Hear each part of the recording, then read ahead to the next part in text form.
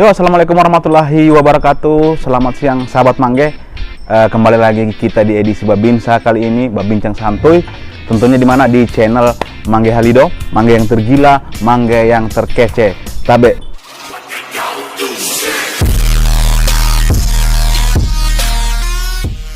Oke teman-teman semua, sahabat Mangge. Baik, edisi Babinsa kali ini kita akan bincang-bincang. Ya mungkin teman-teman semua tahu situasi sekarang lagi memang panas. Jadi hari ini kita akan membahas tentang Undang-Undang Cipta Kerja ya. Ya mungkin bagi kalian teman-teman pasti sudah mengetahui di media elektronik ya, di televisi tentang Undang-Undang Cipta Kerja itu ya. Oke sahabat Mangge, kali ini saya akan berbincang santuy dengan ini perwakilan mahasiswa di Universitas Tadulako di Untat ya. Mungkin langsung saja saya akan berkenalan. Bung, ya. Selamat siang. Selamat siang. Jadi mungkin boleh kenalkan dulu, Bung, ya. Nama. Terima kasih. Mungkin kawan-kawan semua sudah tidak asing dengan saya. Iya. Nama saya sebenarnya itu Muhammad Fauzi Rivaldi. Saya selaku mahasiswa dari Universitas Tadulako Fakultas Teknik. Fakultas Teknik ya.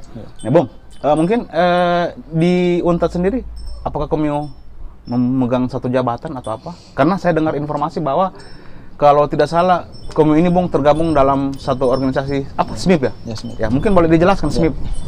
Jadi saya jelaskan sedikit, SMIP itu sebenarnya bukan organisasi kampus. Iya. SMIP ini sendiri dia organisasi eksternal atau luar kampus, yang dimana dia itu bergerak di bidang mahasiswa memang. Di situ dia mewadahi seluruh mahasiswa yang ada di Sulawesi Tengah, terkhususnya Kota Palu, untuk bagaimana kita belajar berorganisasi sendiri, supaya kita mahasiswa itu bukan hanya semata-mata fokus di kampus terus, tidak. Kita juga harus paham dengan situasi yang terjadi sekarang di negeri kita ini. Oke. Bung Oji, mungkin pertanyaan pertama ya, kamu tahu sendiri lah tentang bagaimana situasi sekarang yang melanda kita punya negara Indonesia tentang Undang-Undang Cipta Kerja. Sebenarnya begini, pembahasan kita ini ringan-ringan lah. Kalau saya lihat, boleh dibilang ini kekacauan luar biasa ketika Undang-Undang Cipta Kerja itu disahkan oleh DPR RI. Mungkin kami selaku mahasiswa ya, pandangan kami sebenarnya tentang Undang-Undang Cipta Kerja ini, bagaimana sebenarnya? Saya Undang-Undang Cipta Kerja ini, yang saya pandang itu pertama dari sisi prosedurnya. Dari sisi prosedurnya itu kan disahkan itu pada tanggal 5 Oktober. Kalau tidak salah ya 5 Oktober ya. Jadi disahkan 5 Oktober itu malam hari. Nah, kenapa DPR itu harus mengesahkan malam hari, sedangkan jam kerja itu dari jam 7 sampai jam 4 sore? Kenapa harus malam? Dan kenapa ketika undang-undang ini disahkan ketika pandemi seperti saat ini? Berarti kita bisa bilang para anggota Dewan sana itu memanfaatkan situasi ini untuk mengesahkan undang-undang Omnibus Law ini. Dan dari sisi prosedurnya juga, setelah disahkan ini masih banyak yang tanda tanya, karena ketika disahkan draft aslinya itu tidak tahu kemana. Anggota DPR saja yang lain banyak yang tidak terima draft aslinya. Nah mungkin begini Bung, terkait apa yang kami sampaikan tadi kan, di luar yang kami sampaikan itu tadi. Nah tapi kalau saya melihat memang ketika undang-undang itu telah disahkan oleh DPR RI kan ya, akhirnya kekacauan timbul di mana-mana. Artinya ini pandangan dari kami selaku mahasiswa. Kenapa? Karena yang memang melakukan satu pergerakan ya demo ya, itu memang mahasiswa. Nah jadi kan kalau saya berpikir sebenarnya adalah yang memang memberatkan tentang Undang-Undang Cipta Kerja ini sebenarnya. Itu mungkin di luar penjelasan dari komite tadi ya, yang sesuai pengesahannya jam berapa tadi ya. Mungkin pandangan lain ada barangkali. Ada. Jadi sebenarnya Undang-Undang Cipta Kerja ini atau Omnibus Law ini sudah sudah ditolak oleh mahasiswa itu ketika masih RUU, masih rancangan undang-undang. Itu dari awal tahun 2020 ini. Di bulan Maret. Bulan Maret. Itu ada juga demo mahasiswa untuk menolak disahkan. Nah, adapun yang ditolak disahkan itu karena ada beberapa aspek yang sudah tersebar di medsos itu, ada 12 poin. Jadi salah satunya itu seperti uang pesangon yang dihilangkan itu. Jadi memang itu yang memberatkan ya. Itu. Salah satunya itu. Tapi karena kita lihat kemarin Bung ya, hampir di semua daerah ya, itu demo yang memang cukup besar dan itu adalah sedikit memakan korban kan. Karena di Palu saja kemarin saya melihat juga di media elektronik ada yang juga sedikit berbenturan dengan aparat ya. Iya. Bagaimana itu kemarin sebenarnya kejadian bagaimana itu? Jadi itu saya jelaskan sedikit kronologinya. Itu terjadi pada demo jilid pertama.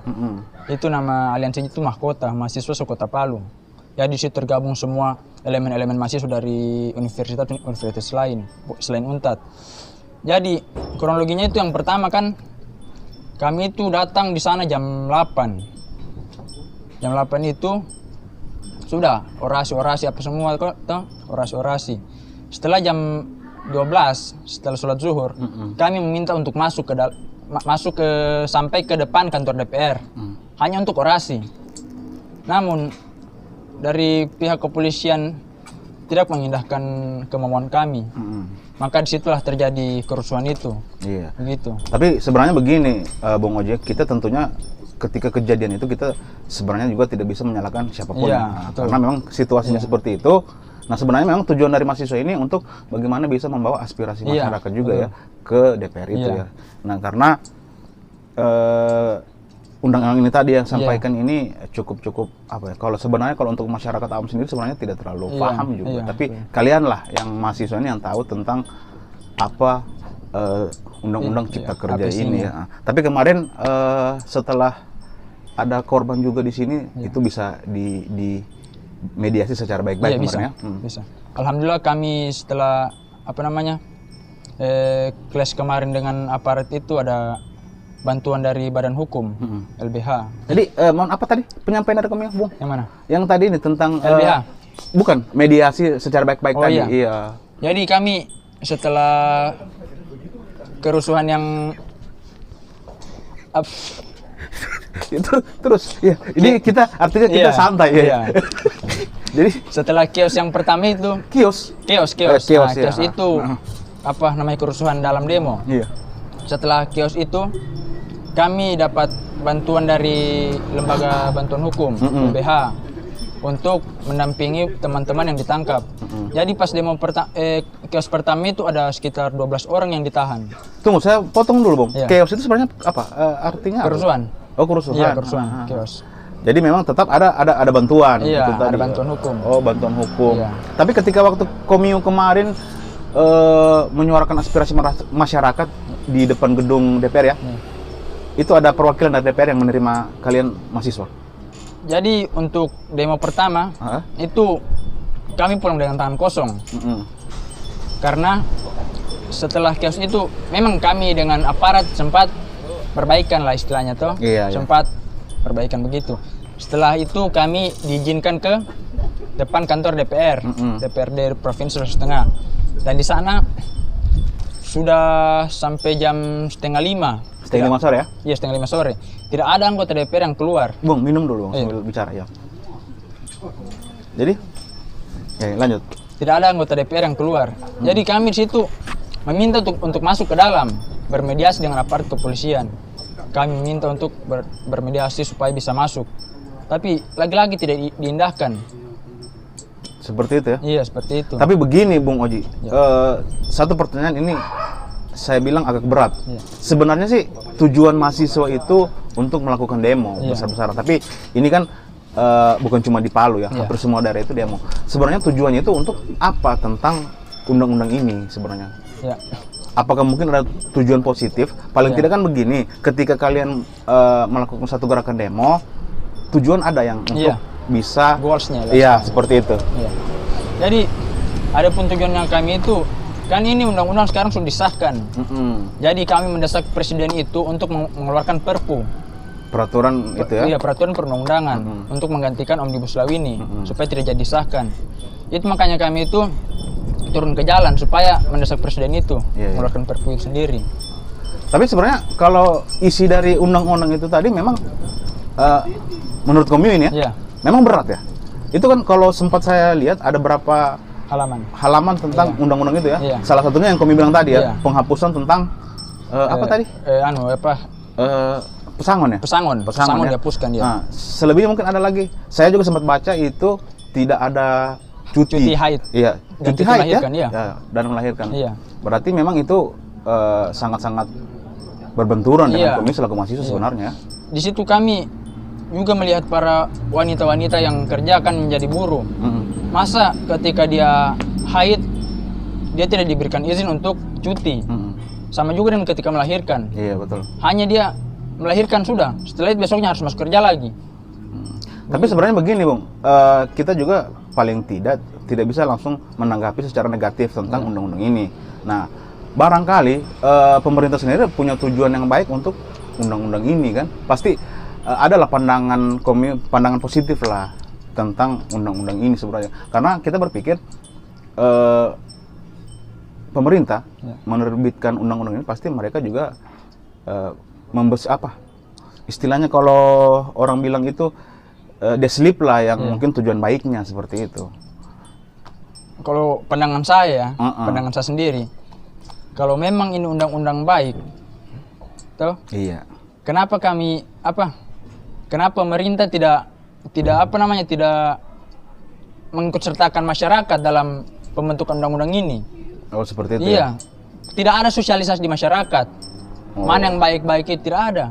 Memang langsung langsung disahkan. Iya, mereka di intern DPR itu sendiri langsung tiba-tiba mengeluarkan ini ya. Jadi memang beratnya kalian selaku mahasiswa yang itu tadi. Iya, tidak ada transparansi oleh. Nah, tapi memang selama ini kan kalau kita lihat metode dari itu sendiri DPR itu ketika menerbitkan satu undang-undang, memang apakah ada sosialisasi dulu dengan masyarakat? Selama penerbitan undang-undang kan tidak ada seperti itu. Jadi kalau saya tidak salah itu kan di DPR, ini pandangan saya ini ya. Iya. Nah. Di DPRD itu kalau saya tidak salah juga, mohon koreksi kalau saya salah. Iya. Di DPRD itu ada badan yang memang yang menanyakan ke masyarakat tentang tiap undang-undang. Jadi badan itu yang turun ke jalan. Oh, seperti itu. Iya, yang turun ke masyarakat langsung. Oh, jadi memang badan itu sosialisasi ke masyarakat ketika mereka menerbitkan undang-undang apapun itu ya, seperti itu. Begitu, salah. Oke, sahabat Mangga, memang ini cukup real apa penjelasan dari Bung Oji selaku perwakilan mahasiswa Universitas Tadulako ya. Bung, saya sedikit mau tanya ini juga. Kemarin kan, mohon maaf ini, ada memang yang salah satu mahasiswa ya, yang memang menjadi korban. Itu sekarang kan sudah muncul di videonya, sudah muncul di mana-mana itu. Itu sebenarnya kejadian bagaimana sampai dia berdarah-berdarah itu? Jadi saya juga terus prihatin karena itu teman saya yang 2 orang yang viral itu teman angkatan saya di teknik, dia teknik PWK. Iya.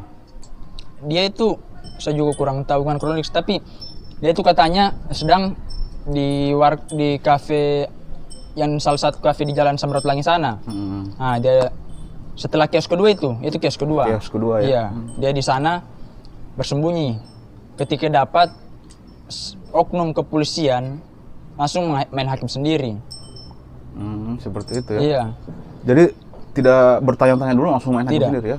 Tapi ini informasinya real lah. Iya. Karena kita memang begini seperti penyampaian tadi saya kan kita jangan menyalahkan pihak manapun ya. Iya, betul. Berarti memang kronologinya seperti itu tadi ya. Jadi dia nongkrong di situ. Iya. Nongkrong. Bukan nongkrong, sembunyi. Oh, sembunyi. Iya. Itu sembunyi karena dikejar berarti? Iya, karena kios kedua gitu. Itu kacau kedua, jadi dikejar. Semua masih dikejar. Lalu sudah blank, jadi lari kemana saja. Lari ya. Iya. Akhirnya didapat dia di situ. Iya. Langsung memang pak. Iya. Kalau itu di kios kedua itu ada berapa universitas yang kemarin ikut?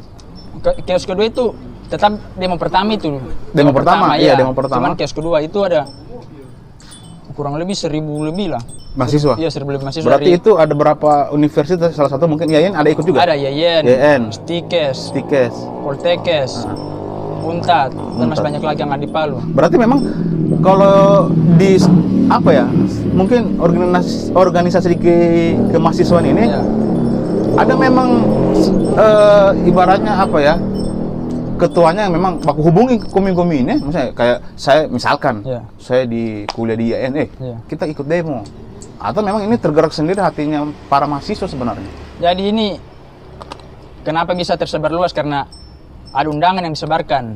Oh, begitu. Undangan disebarkan di medsos. Kan sekarang sudah canggih kan, jadi hanya seperti medsos kita akan adakan konsolidasi untuk turun aksi.